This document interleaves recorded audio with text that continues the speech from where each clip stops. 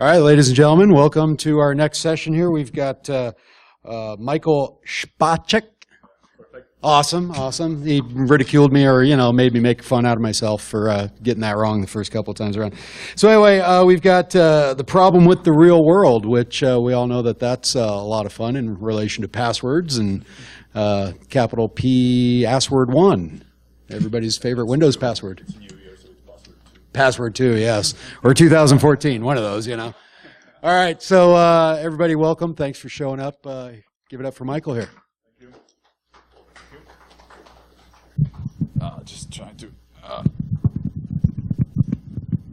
Okay. Hi everyone. My name is Michal, and I'm actually not a password professional. I don't crack passwords. I don't know much about passwords. I'm a web developer.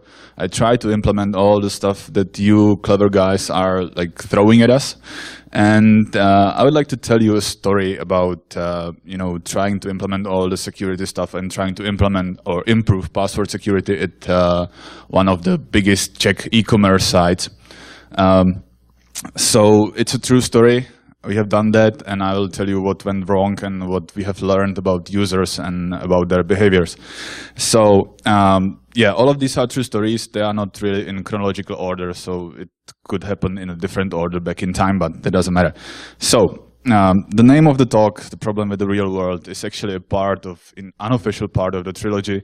There have been talks in Bergen last year, The Problem with Passwords, and another talk was The Problem with Users. So I thought that, okay, let's make it a trilogy and call it The Problem with the Real World. Yeah, I will tell you what worked and what not. It might sound a bit like complaining towards users, but I'd rather call it a reality check. So I'll talk about a site which is called Slevomat. It's a deal of the day type of site. It's like Groupon. It's the biggest Czech site of this type. It's actually doing, the revenue is $50 million in last year, so it's kind of big for Czech Republic. Czech Republic has like 10 million people living there. So this company is kind of big, and this company has 150 employees. Its database is around 1.8 billion user accounts in the database, and the company has like 1 million customers. So probably some of the users, actually, some of the customers have more accounts, but that doesn't matter. It's running on PHP and MySQL, and why to actually protect the user data? Of course, just because of the passwords. But there's another reason. It's that the users have also stored credit cards. The cards actually are not stored at the site. They are stored at the payment gateway. But still, if somebody would steal another user's account, they just can buy stuff using his credit card. Even if the card is not actually stored at that site, it's stored in the payment gateway and it's used via the API. The attacker can still buy stuff using the credit card. And yeah, this company is a market leader in the daily deal business. So the company wanted also to lead by example in a different area because it has some positive hiring things as well. If the developers see that the company is doing stuff in the right way, they might try to join as well. So yeah, I joined this company last September. And I actually already left, but it's not related to this talk. Back to that later. So yeah, I joined as a web developer, not as a security guy, but I saw that there was a lot of stuff done in a suboptimal way, to put it this way. And so I started to fixing it with some other guys in the team. And yeah, it was a lot of issues. So one of the first issues was that, passwords were stored and in a not really nice way. It was stored as a SHA-1, unsalted. So yeah, we had to fix that. We didn't try to crack the passwords of the users because we said that, okay, it's not our job, it's somebody else's job, probably Per's job and Jeremy's job. But yeah, I got some stats because it was quite easy to run some database queries, and it was kind of interesting. Remember that the total amount of the users is 1.8 million, so the percentage of these accounts is quite low. But we found out that some of the users were actually setting quite easy passwords, and I don't mean passwords like password 1 or password 2. It's that people were actually setting the passwords as their first name, and it's kind of like obvious, but they were setting it more using the lowercase version of their first name, and like the full version of their first name, probably with the capital first letter. It was done like 5 times less than the password using the lowercase version. Similar thing was for the last name. It was less times. So just 500 people were setting the password using their last name. And they also sometimes used their birthday as a password. So the first format is just the international format, day, month, year, which is what we used in Czech Republic, and using the separator, the dot as a separator dot, I mean day, dot, month, dot, year. It's the local version of, it's the localized version of the date format in Czech Republic. It's interesting that just 3 people used this as a password, so that didn't matter much. We also found out that there was a lot of people using part of their emails as a password. So this foo@bar.org is just an example of the email address. But what we found out is that 3,800 people used the first part or the username of the email address as their password. And just 10 people used the full domain, but a lot of people actually used the domain name without the TLE. And yeah, we didn't run much more tests because that's what we didn't want to do. Just kind of interesting numbers for me, at least. So what we did, we took the passwords and we rehashed them using bcrypt so that they are stored in a better way in a database. What we've done that we've actually rehashed the passwords one time so that the passwords then were stored using this bcrypt show1 format. And when we are actually then verifying the user passwords, we had to first hash it using show1 and then verify it using bcrypt. But this way, it's not that nice. But at least we didn't have like show1 passwords in the database. We at least had something better. When we verified the password and we realized that actually the password is correct, we rehashed that using just a bcrypt to put it into the database so that we actually were trying to remove the show1 there, because that was kinda in the code it was creating like unwanted complications. So yeah, and when we know the password of the user that's actually verified, we store just the bcrypt version. And we realized that there is kind of a possibility of database breach. We learned it the hard way. I don't mean that our database was hacked, but we saw a lot of examples around us that the database were being hacked. So we said that, okay, let's make it slightly harder for the guys who are actually cracking the passwords. And I'm sorry for all the guys who are trying to do that. So we encrypted the hashes. We didn't encrypt the passwords. We encrypted the hashes, the final hashes, so that if somebody actually gains the access to the database or steals the database, they first need to find the private key as well to actually, or another private key, the encryption key, to decrypt the hashes, and then still they are facing the hashes, so they need to crack that. So we encrypted the hashes using AES. And yeah, that's what we have now in the database.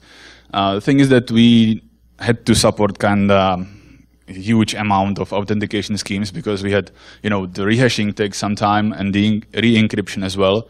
Rehashing of the database took like a week, and we have to support the site running. So yeah, the code was kind of complicated because we had to support like 4 authentication schemes. Some of them were encrypted, some of them were just hashed. But yeah, so this is now how the passwords look in the database. This is actually my password from the live database. It's encrypted. You see that in the red color, it's a key ID. We support multiple keys so that we can do key rotation.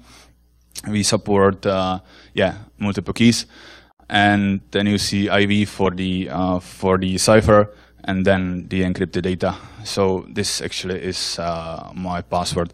We support multiple keys also for the yeah, the database is actually shared between the production database or production servers and the dev servers, which is not nice, but yeah, that's how it works.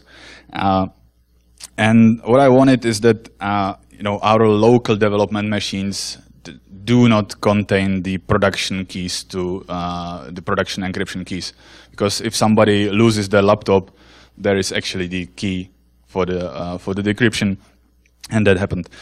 So we wanted to have different key on our development machines, so we had to support the key rotation, so that every time, every morning, the database gets reloaded from the production servers to the dev environment, the accounts are actually re-encrypted using the dev key, so that we can actually access them and use them.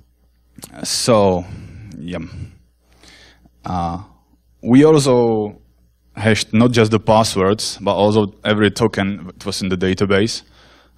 Because, you know, if somebody actually gains the access to the database and they see encrypted passwords or hashed passwords, and they see, you know, tokens in the plain text, I mean tokens for password resetting or permanent logins, they can just use these. They don't need the passwords to actually log in, they need the tokens.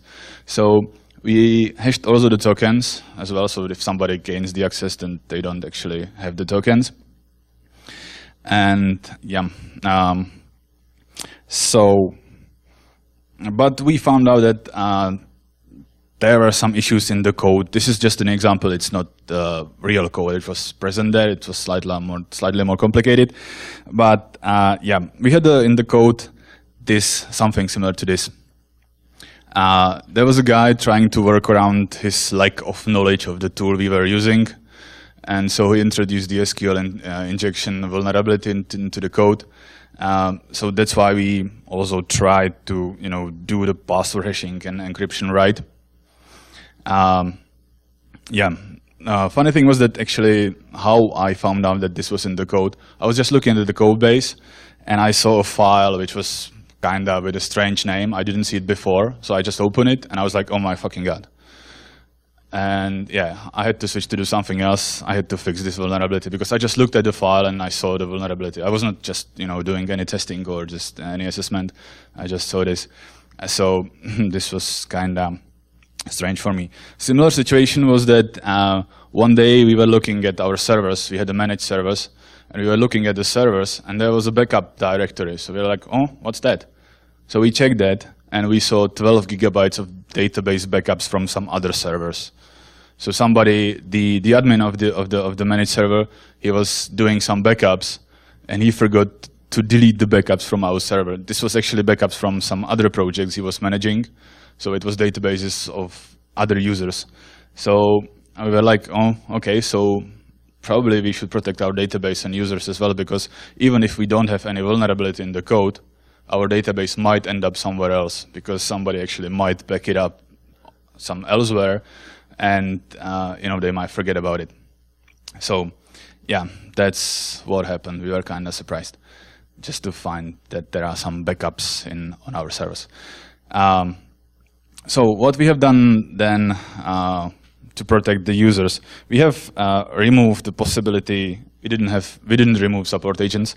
We removed just the possibility to set the passwords in the user profiles, because what people were doing, they were actually calling in and asking the support that, hey, I forgot my password. Can you just set the password for this account to whatever?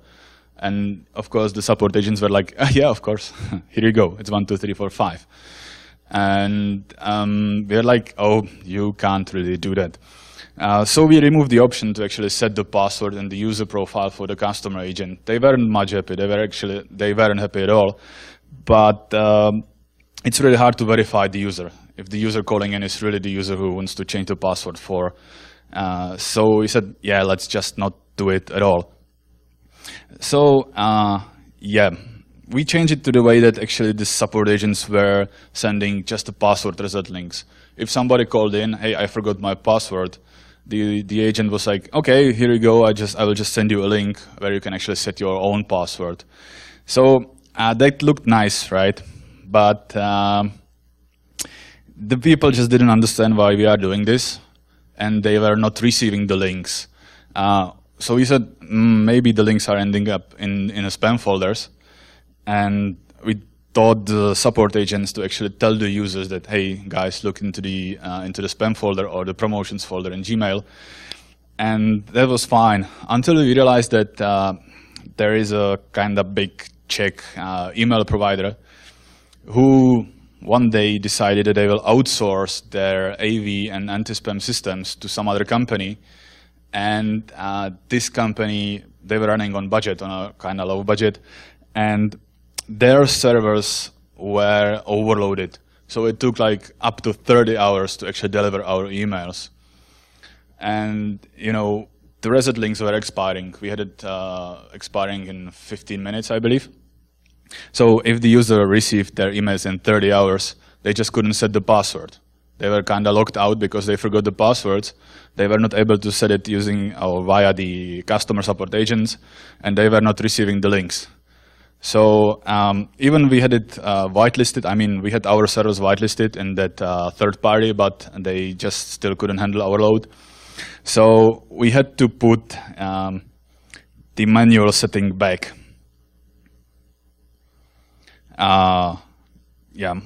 We had to put this manual setting back because otherwise just people were stopping using our website and were just stopping giving us our money or their money. So we had to put it back, which is not nice, but it had to be done. At least we tried to do that we log everything, every single change, and the users are actually notified if the password is changed, or if they change the password, the user is notified, so they know that the password was changed and they can react. If somebody else changed their password, they can at least react and they know about it. And we have everything logged. We know who did that, which customer support agent did that, and everything. So initially there was an issue that people were also blocking the sender of the emails. The reason was that we were sending out emails with the same sender. We were sending out mass emails like newsletters and other spam with the same sender as the password reset links. So people were like, okay, we don't know how to unsubscribe from newsletters, so we'll just block the user, the sender. And they were not receiving our password reset emails because of password reset links because they just blocked the sender completely. They said, okay, we are receiving some newsletters, we will just block the users, block the sender, and we will not receive any newsletters. But they also stopped receiving our reset links, password reset links. So we learned that with a cooperation with some of the Czech email providers, they told us that, hey, these guys actually have blocked you, and your emails are not ending up in spam folders. So marking as spam wasn't really an issue for us because the agent could tell the users that, hey, just look at your spam folders. But real blacklisting was an issue for us. So we had to set a unique sender per task. I mean, we had the same sender for, it was a no reply sender for everything. So we had to set the unique sender for password reset emails and different sender for newsletters, and actually different sender for different tasks. So, yep. We had to, I just skipped a few slides, sorry for that. We had to enable manual setting for the password in the user profiles, just because people were not receiving our emails. And what we found out then is that a third of the tokens which were coming back to us were actually already expired. So we found out that, the initial time was 15 minutes, the expiration time. We made it to 30 minutes, but we didn't see any change. It was still the same. Still a third of the tokens were coming back expired. We found out that actually people either set their password immediately when they receive the link or when they request the link, or actually they don't do it at all, or they do it as late as next day or so. So difference between 15 minutes and 30 minutes there was none for us. What we did then, I guess that you might know this screenshot. We also moved the whole site to HTTPS because if people cannot steal passwords, they can steal session IDs, and that's it. So we moved the site to the HTTPS. We also added the strict transport security header and disabled SSL version 3. So we are getting a really nice score there. And yeah, one day, also different story. Any idea what's this? It's a password, yeah. But we found out that this actually was a password of our CEO. It's not this, it was similar. I just slightly modified it to protect her. But anyway, it was this really simple password. And how we found out, I was good at looking at things and finding issues. So I was just looking at the database, and I found the table with passwords in plain text for some reason. Even if we had passwords hashed in a correct way using Bcrypt, there was an issue in the code that actually was logging the get data and post data so that we can actually track the users. But there was an issue and there was a bug in the code, and it was logging also the passwords. So we had user passwords in plain text in the database. But the funny thing was that actually not all the user passwords, but only passwords for employees, which are kind of highly valuable. So we had to reset all the passwords for the employees, because we're like, oh my God, that's not a good idea, because the backups and everything. So we reset the passwords, and we didn't reset the tokens, the permanent login tokens. But I kept receiving emails saying that, hey, I know that you reset my password, but my old password still works. It's still working. I can log in using the old password. I was like, oh, you can't really do that. So I asked the girl what was she doing, and I realized that actually she's not typing in the password. She's actually using the permanent login token to log in, and she couldn't differentiate between the token and the password. So I was like, okay, but password and the permanent login token is a different thing. But for the users, they just don't understand the difference. Of course, not all of them, but some of them just didn't understand the difference. So yeah, that's some of my stories. Just to recap slightly, the problems with the real world are that you depend on the external parties, even if you don't think so. You are sending out password reset emails and everything, and that's a third-party thing. And the problems are users. They just don't understand some key concepts of the web applications, like permanent login versus signing in using password. And probably the biggest problem are the companies itself. They just don't care much about the security. Yeah, the reason why I left the company was that they said, yeah, you are doing a nice job here and protecting stuff and protecting our users, but still we want you to focus or to dedicate only 15% of your time to the security, which is not even one day in a week. So I said, okay, but you guys got a lot of issues here and I want to fix that. And they said, but you should do something better, something different, like fine-tune our newsletters and everything. So I said, no, yeah, that's why I left. Yeah, and I believe that's everything from me. So thank you. And if you have questions, feel free to ask. Yeah, all right, let's give it up for Michael here. We got a few minutes left. Does anybody have any questions? Or if you have questions later, you can just email me or tweet me later. Yep. One question here. So, especially when you had your customer, you talked about your customer support people being able to reset passwords or not, or just to send out links.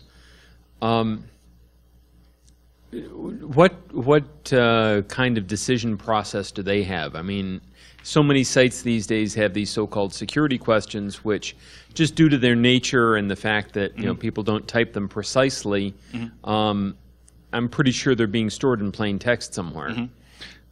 Yeah, thanks for the question. I have a really simple answer. They don't have any. When I joined there were no processes. There was a lot of issues, like people could really call in and just reset the password for anybody. So we at least try to do something better. It's not a perfect solution, I know that, but at least we had to do something. So they don't have any procedure. They just, it's up to the customer support agent to verify the user, but they have no formal procedures to verify it. We don't have any security questions. We don't use that because, to say the truth, the typical customer of this site is probably not even able to understand the concept behind the security questions. So we don't have that, or the site doesn't have that. Yeah, I don't know if I answered your question.